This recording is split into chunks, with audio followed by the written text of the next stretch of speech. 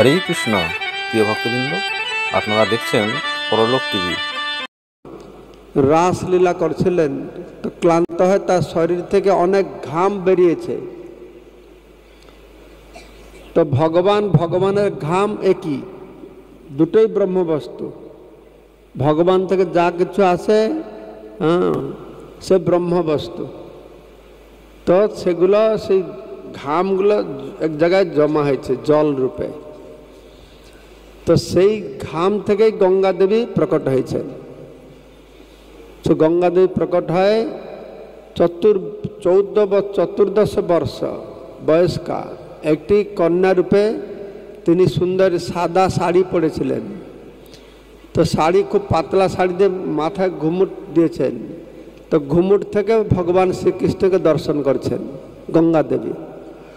তো গঙ্গা দেবীর এই প্রকট দেখে দেখুন রাধারানী এসে গেছেন। রাধারানী এসে দেখছে এই আবার কোথা থেকে আসলো, কেন গোলক বৃন্দাবনে এরকম কেউ নেই যে কি রাধারানী তাকে চিনে না। গোলক যত সখী আছে, যত গোপী আছে, সবাইকে রাধারানী চেনে। গোলক বৃন্দাবনে কত সখী কত গোপী আছে জানেন আপনারা? জানে না? কত সখী কত গোপী তো আমি বলতে পারবো না, যে একটা কথা বলবো তা থেকে বুঝতে পারবেন কত সখী কত গোপী থাকতে পারে। যে রাধারানী যে কৃষ্ণের সেবা করছে, ওই কৃষ্ণের সেবায় তাকে সাহায্য করবার জন্য 630 crores 63 কোটি 63 শতকোটি গোপী তাকে সাহায্য করছে শুধু কৃষ্ণের সেবা করার জন্য। তাহলে সেখানে কত গোপী থাকবে এখান থেকে বোঝা যায়। যত গোপী আছে রাধারানী সবাইকে চেনে, কেন সেখানে রাধারানী চিনবে না, পারমিশন দেবে না, কেউ ঢুকতেই পারবে না। তো তার পারমিশন লাগবে, তো সবাইকে চেনে। তো হঠাৎ এসে গেছে, তো রাধারানী দেখছি এবার কোথা থেকে এসে গেল আমার বিনা অনুমতিতে। আবার সে ঘুমুট ভিতর থেকে কৃষ্ণ দিকে তাকিয়ে আছে। তো রাধারানীর রাগ এসে গেছে, ক্রোধ এসে গেছে, আমার বিনা অনুমতি তুমি এখানে কে এসছ? আর রাধারানী ক্রোধ দেখে ওই যে দেবী প্রকট হলো, সে গঙ্গা দেবী জল থেকে প্রকট হয়েছে। কোথা থেকে প্রকট হলো? ঘাম থেকে প্রকট হলো। তো সে রাধারানী ক্রোধ দেখে মার দৌড়, কোথায় গিয়ে লুকাবে ভয়তে, কোথায় জায়গা না পেয়ে এক কৃষ্ণের চরণ কমলকে লুকিয়ে বসেছে। তো রাধারানী সব জায়গায় খুঁজছে, কোথায় গেল কোথায় গেল, কোথায় খোঁজে পায় না। কোথায় খুঁজে না পেয়ে তো রাধারানী চিন্তা করছে এই তো জল থেকে এসেছে, যত জল আছে আমি সব পান করে নেব, শেষ করে দেবো একে।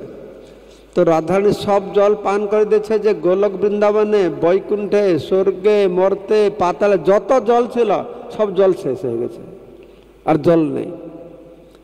এদিকে মর্ত লোকে মুনি ঋষিরা সব সকালে আহ্নিক করতে পারছে না, স্নান করতে পারছে না, গায়ত্রী করতে, জল নেই। কি হয়ে গেল? স্বর্গলোকে জল নেই, কি হবে? তখন কি হয়েছে না, ব্রহ্মা শিব দেবতারা বলছেন তোমরা যাও কিছু দেখো কি হলো ব্যাপার।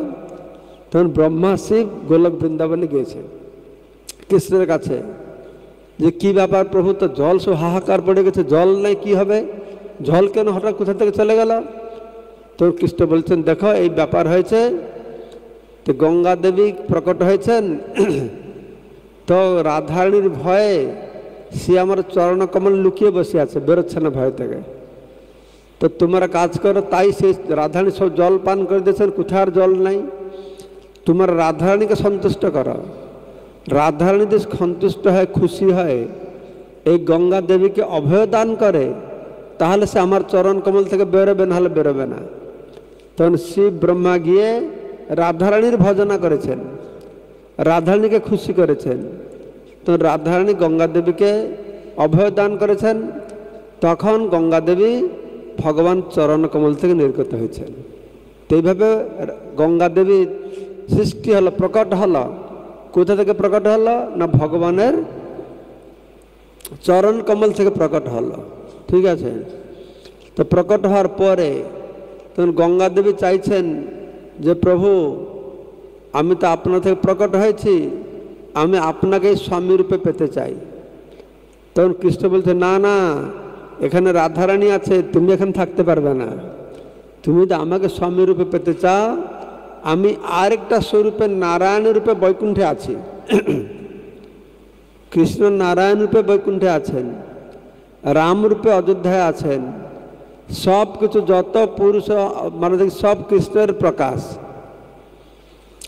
তো তখন গোলক বৃন্দাবনে যত গোপী আছে সব রাধারানীর প্রকাশ, লক্ষ্মী দেবী রাধারানীর প্রকাশ। তারপরে দ্বারকায় রুক্মিণী সত্যভামা এসব রাধারানীর প্রকাশ। পার্বতী রাধারানী থেকে এসেছেন, সব রাধারানী থেকে এসেছে।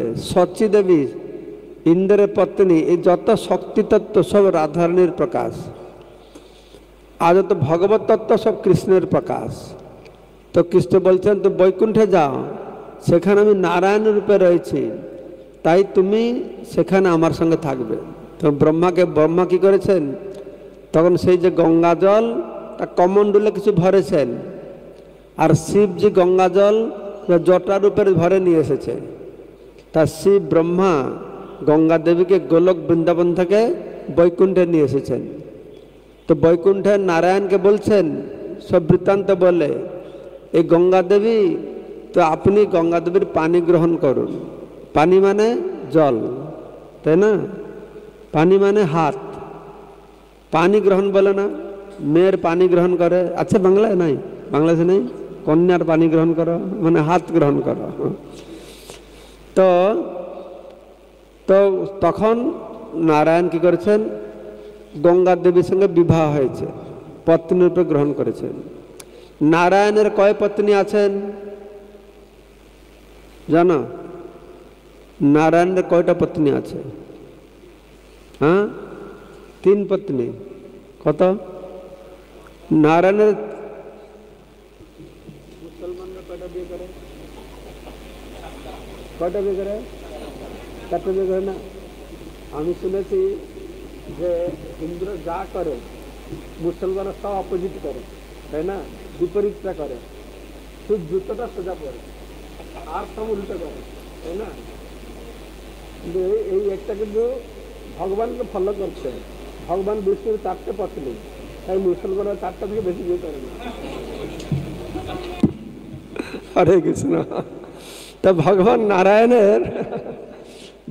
নারায়ণ 4 পত্নী, 4 পত্নী, লক্ষ্মী, সরস্বতী, তারপরে তুলসী আর গঙ্গা, এই 4 পত্নী। হ্যাঁ, নারায়ণদের 4 পত্নী।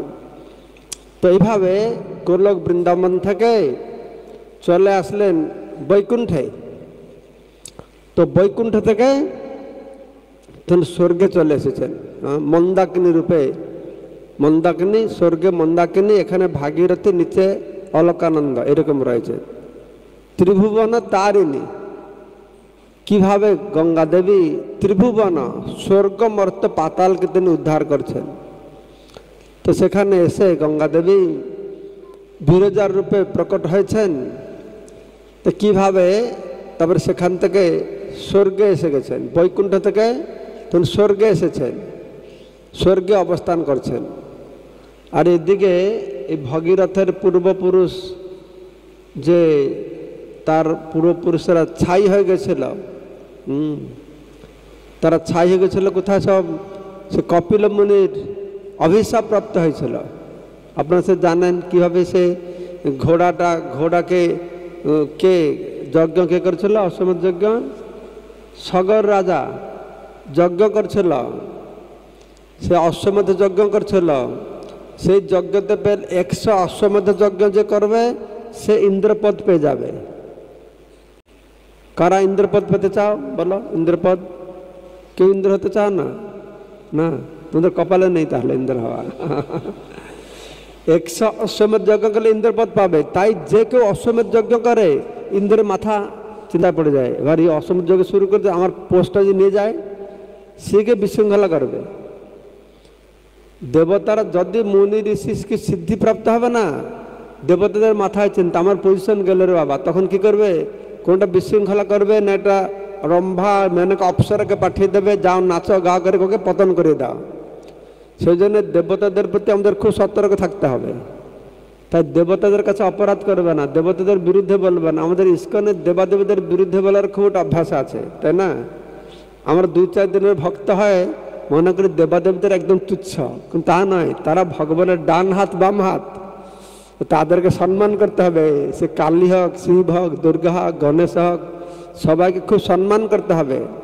চৈতন্য ভাগবতে বলা হয়েছে দেবাদেবীদেরকে সম্মান না করলে কোনোদিন কৃষ্ণ ভক্তি পাবে না। সম্মান করতে হবে সবসময়। তো তখন তো সে সগর রাজা তার পুত্রদেরকে পাঠিয়েছিল। কত পুত্র ছিল? মাত্র 60,000 পুত্র ছিল। তখন ফ্যামিলি প্ল্যানিং সিস্টেম ছিল না মনে হয়। বাংলাদেশে ফ্যামিলি প্ল্যানিং আছে নাই মনে হয়? না না আছে না, ভারতে আছে। বাংলাদেশে আছে কি? মানে মুসলমানরা তো করে না, তো করে? হ্যাঁ করে, ভারতে তো করে না। হ্যাঁ, ভারতে মুসলমানরা ফ্যামিলি প্ল্যানিং করে না, শুধু হিন্দুরাই করে ফ্যামিলি প্ল্যানিং। শুধু হিন্দুরাই, মুসলমানরা তারা তো এই জন্য আমি বলছি যে মুসলমান ধর্মকে মানে, হিন্দুরা ধর্মকে মানে না। এই সন্তান নেওয়াটা বন্ধ করা এটা অধর্ম। তাদের এটা ভগবানের দান না। আমরা পুষতে পারবো না, দেখতে পারবো না। আর তোমরা পুষছ, ভগবান সবাইকে পুষছে। টাকা আছে, পয়সা আছে, কিন্তু সন্তান নিতে না। এটা সন্তান না নিয়ে বিবাহ করা মানে ইন্দ্রিয় তৃপ্তির একমাত্র লক্ষ্য। বিবাহ করা উদ্দেশ্য হচ্ছে সন্তান নেওয়া। ভগবান সে যে বিবাহ করে সন্তান নেবে সে ভগবানের কৃপা পাবে। যে বিবাহ করে সন্তান গ্রহণ করবে না সে ভগবানের কৃপা পাবে না। সেই জন্য আমাদের অবস্থা খারাপ, আমরা ভগবানের নিয়মকে লঙ্ঘন করছি। তখনকার সময় একটা রাজা মাত্র 60,000 পুত্র ছিল, আর আমাদের তো একটা দুটো পুত্র হলে কোপে কাত নাকি।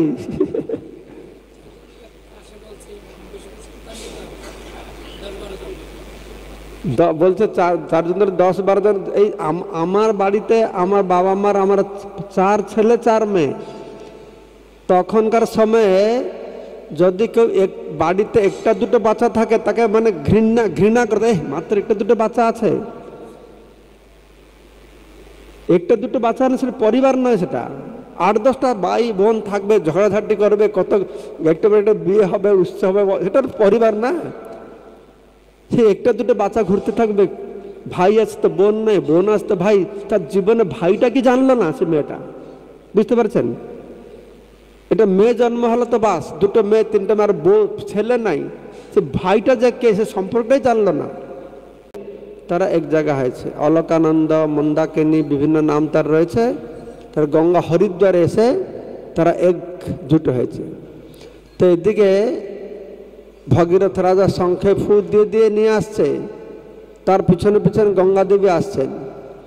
আস্তে আস্তে আস্তে আস্তে আস্তে আস্তে এক জায়গায় এতে শঙ্খে ফু দিয়ে যাচ্ছে, পিছন থেকে যা গঙ্গা দেবী নেই, আর আসছে না। কি ব্যাপার?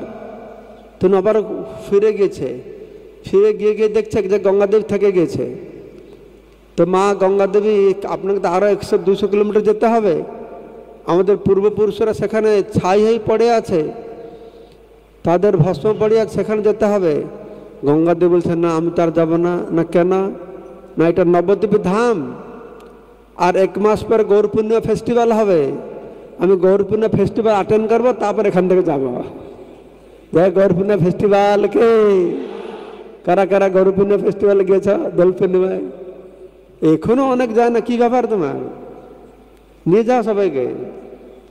গৌর পূর্ণিমা ফেস্টিভ্যাল হবে, নবদ্বীপ পরিক্রমা হবে। এই নভেম্বর 10 তারিখে শ্রীক্ষেত্র পরিক্রমা হবে। পুরীতে শ্রীক্ষেত্র 15,000 ভক্ত আসে পৃথিবীর বিভিন্ন প্রান্ত থেকে। প্রায় 10-20 জন সন্ন্যাস থাকবে আপনাদেরকে গৌর কথা আর জগন্নাথ কথা বলার জন্য। যারা যেতে চান আপনি আগে থেকে প্ল্যান করুন। সেখানে থাকা, খাওয়া, হোটেল বুকিং সব ব্যবস্থা আমাদের মায়াপুর থেকে ম্যানেজমেন্ট টিম আছে। মহারাজা তার দায়িত্বে রয়েছেন। যারা যারা যাবেন বলবেন। থেকে গেছে, বলছে না না গৌর পূর্ণিমা ফেস্টিভ্যাল হবে তারপরে যাব। তো 1 মাস থেকে গেল গঙ্গা দেবী। আর যেখান থেকে গেছে সেই জায়গাটা এখনও তার নাম হচ্ছে গঙ্গানগর। গঙ্গা দেবী সেখানে ছিলেন বলে গঙ্গানগর। আর 1 মাস পরে যখন গঙ্গা দেবী সেখান থেকে বেরোচ্ছেন, একদম সে গঙ্গার জল উত্তাল তরঙ্গ এদিকে ওদিকে উচ্ছ্বলিত যখন যাচ্ছে, একটা জায়গায় তখন তো নদী নদী ছিল না, সব সমতল ছিল, সেখানে কে মুনি, জাহ্নু মুনি তপস্যা করছিলেন। তো জাহ্নু মুনি তপস্যা করছিলেন, তো গঙ্গা জল যখন তার কুটিয়া দিয়ে চলে গেছে, সে ভাসিয়ে নিয়ে যাচ্ছে, চোখ খুলে দেখছে তার লোটা কম্বল কৌপিন সব জলে ভেসে আছে। কী ব্যাপার, দেখছি গঙ্গা সব এরকম করছে, তো ক্রোধান্বিত হয়, সেটা চুমুক দিয়েছে, চুমুক নাকি কি বলে এটাকে, হ্যাঁ, বা সব জল পেটের ভিতরে চলে গেছে।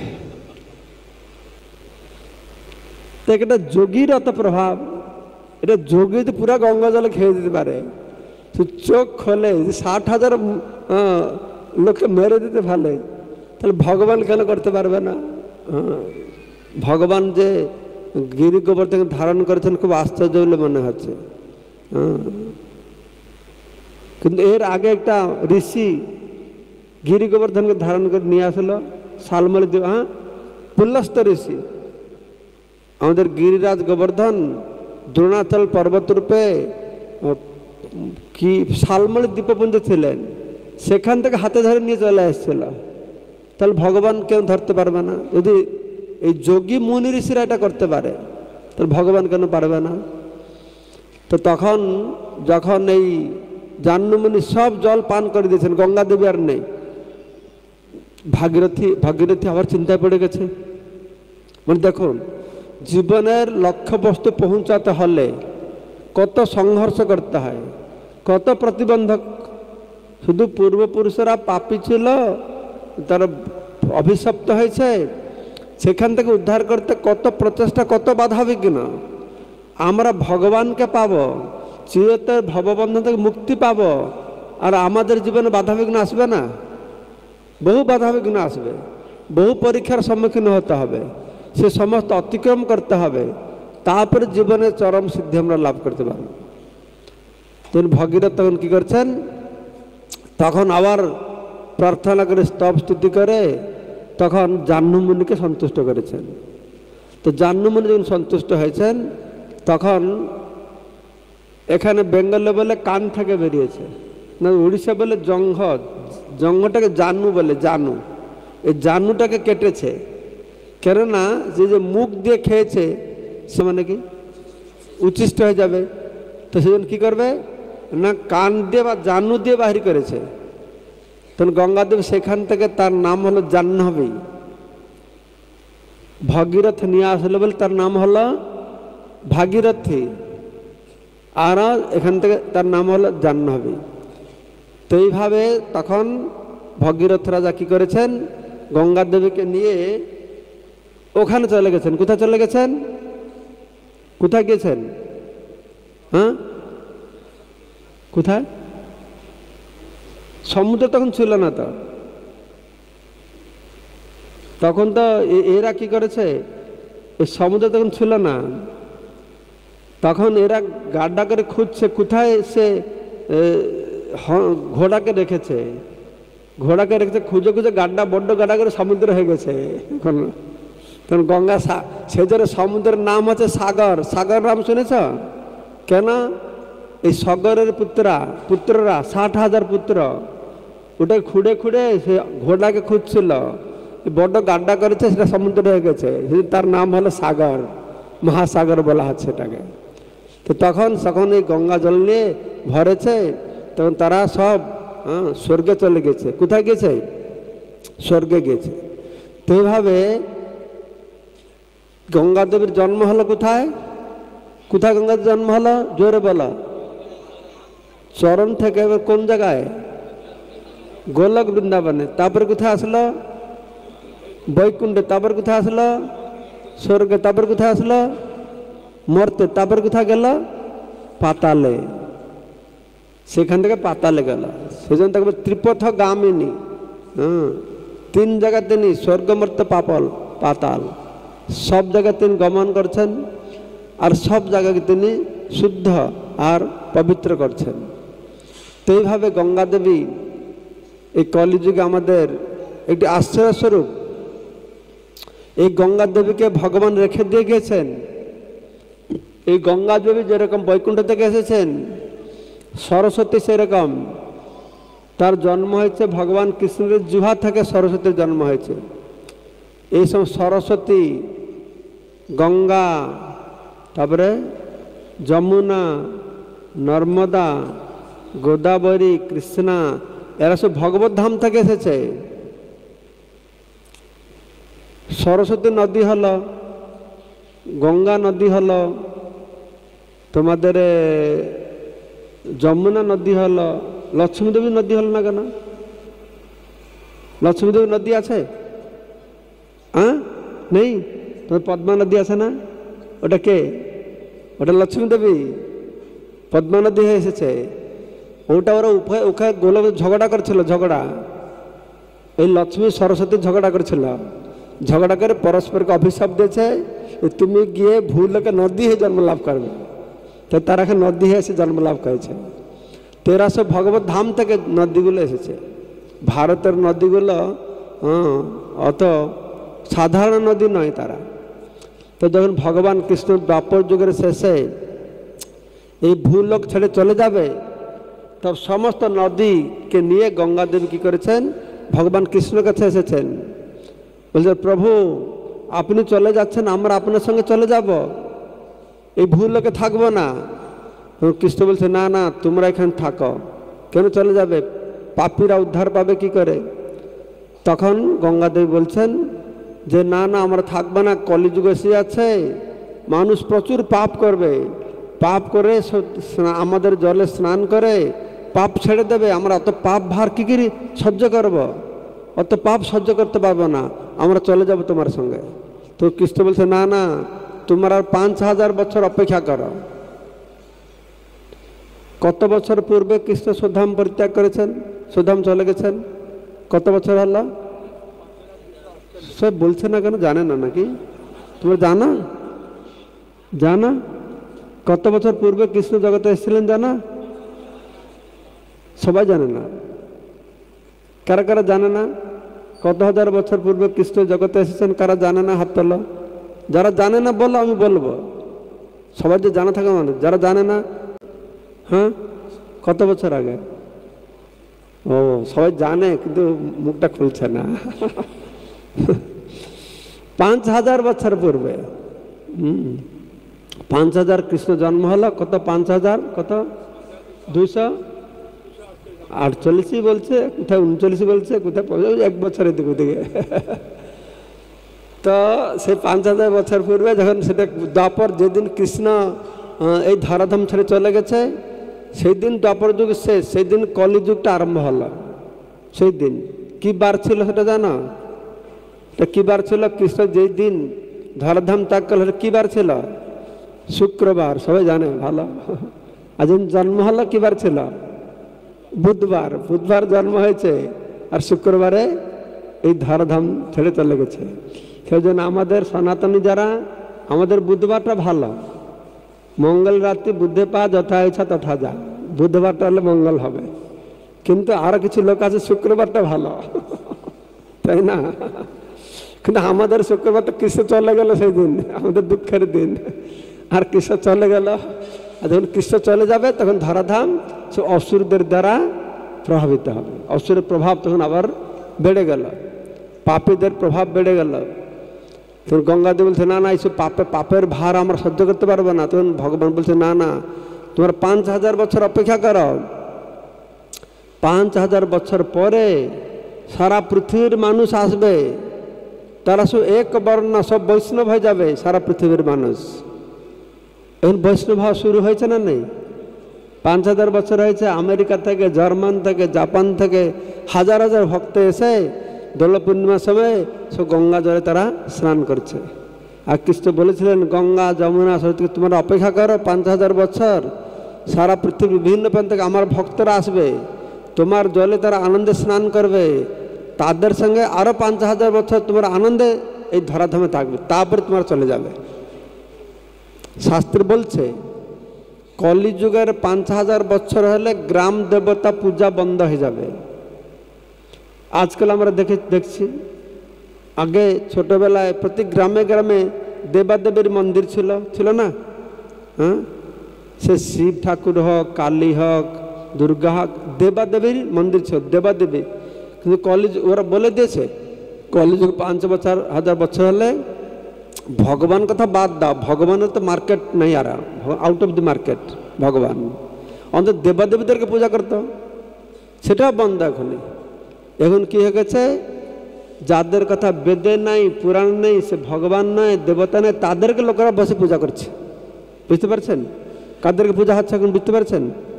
এখন শিব, কালী, দুর্গা, গণেশ, এই মন্দিরের মানুষ আগে জমিদাররা এগুলো বানাতো, কিন্তু এখনই সব কোনো দেবতা নয়, কোনো ভগবানও নয়, সে মানুষ এখন ভগবান হয়ে সর্বত্র পূজা পাচ্ছে। এটা মায়ার কলির একটা চাল। বুঝতে পারছেন? ভগবানকে সরাবার জন্য এই ভগবান, সে ভগবান, সে ভগবান, এটা আগে থেকে ভগবান বলে গিয়েছেন যে মানুষের আর ভগবানকে তো পূজা করবে না, দেবাদেবীদেরকে পূজা করবে না। তো সেটা বর্তমান হচ্ছে। 5000 বছরে দেবাদেবী পূজা বন্ধ, আর 10,000 বছর হলে সব নদী শুকিয়ে যাবে, নদী চলে যাবে। তো শাস্ত্রে আবার বলছে যে ঘোর কলিতে যেগুলো হওয়ার কথা এগুলো তাড়াতাড়ি হয়ে যাচ্ছে, তাড়াতাড়ি হয়ে যাচ্ছে। অলরেডি নদীগুলো শুকতে শুরু করেছে। দক্ষিণ ভারতে গোদাবরী নদী, বিভিন্ন নদী শুকিয়ে হাহাকার পড়ে গেছে এখানে দক্ষিণ ভারতে।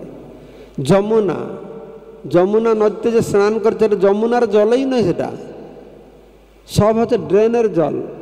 বড় বড় শহরে যত ড্রেন আছে, দিল্লি শহরে যত নোংরা জল সব যমুনায় ঢালে। বৃন্দাবনে পৌঁছতে পৌঁছতে আসল যমুনার জল সেখানে পৌঁছায় না। সব কি করেছে, ড্যাম বানিয়েছে, ড্যাম বানিয়ে উপরে রেখে দিয়েছে, আর ড্রেনের জলগুলি পুরো শুকে গেছে। তো এরকম আস্তে আস্তে সব জল, সব নদীগুলো শুকিয়ে যাবে। গঙ্গা নদী শুকিয়ে যাবে, গঙ্গা, সরস্বতী, আর সব শুকিয়ে যাবে, আর সব ভগবত ধামে ফিরে যাবে। তো ভগবান যখন আসেন, তার সব ধাম, এই নদী, পবিত্র নদী তারা সঙ্গে করে নিয়ে আসেন। তো তখন আমাদের এই পদ্মা নদী, এসব নদী আর দেখতে পাওয়া যাবে না।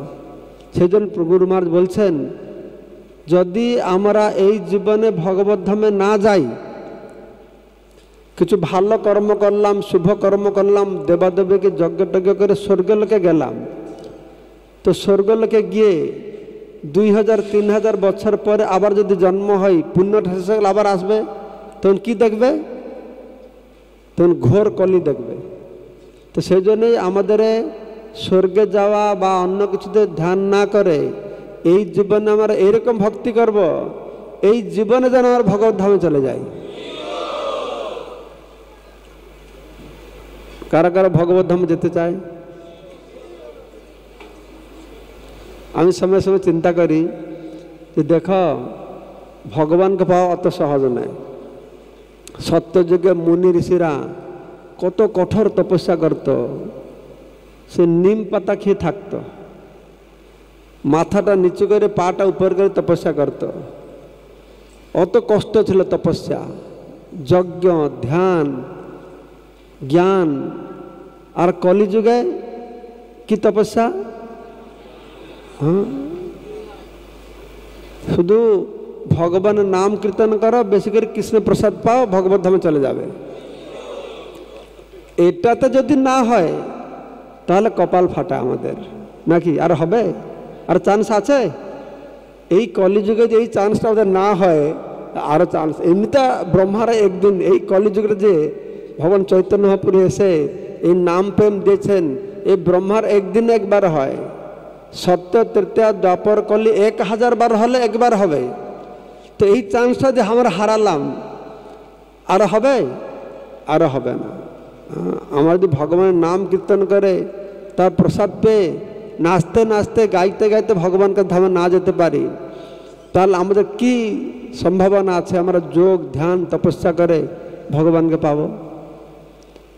আরেকটা জিনিস হচ্ছে, যোগ, ধ্যান, তপস্যা, জ্ঞানের মধ্যে ভগবানকে পাতে পারে, পাপ থেকে মুক্ত হতে, পাপ থেকে উদ্ধার পেতে পারে, মুক্তি পেতে পারে, ভগবানকে পেতে পারে যোগ ধ্যান তপস্যা সব কিছুর দ্বারা, কিন্তু একটা জিনিসকে পাবে না। সব কিছু পাবে কিন্তু একটা জিনিস পাবে না। কোন জিনিসটা পাবে না?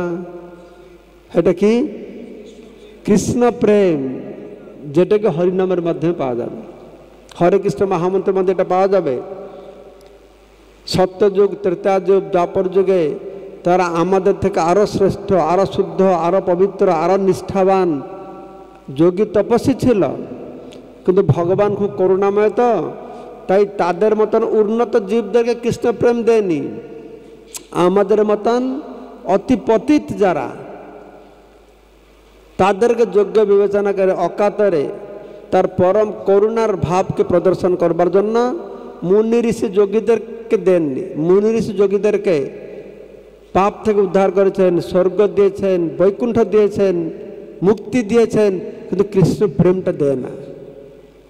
ওই কৃষ্ণ প্রেমটা তিনি লুকিয়ে রেখেছেন তার অগাধ করুণার মহিমা প্রকাশ করবার জন্য জগৎবাসীদের কাছে, যে আমাদের পতিতদেরকে দেওয়ার জন্য। পাপি তাপি যত ছিল হরিনামে উদ্ধার হল তার সাক্ষী জগাই মাধাই, সব থেকে পাপি। তো ভগবান কি করেছেন? সব দিয়েছেন, কিন্তু এটা দুর্লভ বস্তু দেননি। এমনকি ব্রহ্মা শিবের জন্য যে দুর্লভ কৃষ্ণ প্রেম, তো ব্রহ্মার দুর্লভ বস্তু সবাকারে যাচ্ছে। যাচ্ছে মানে কি?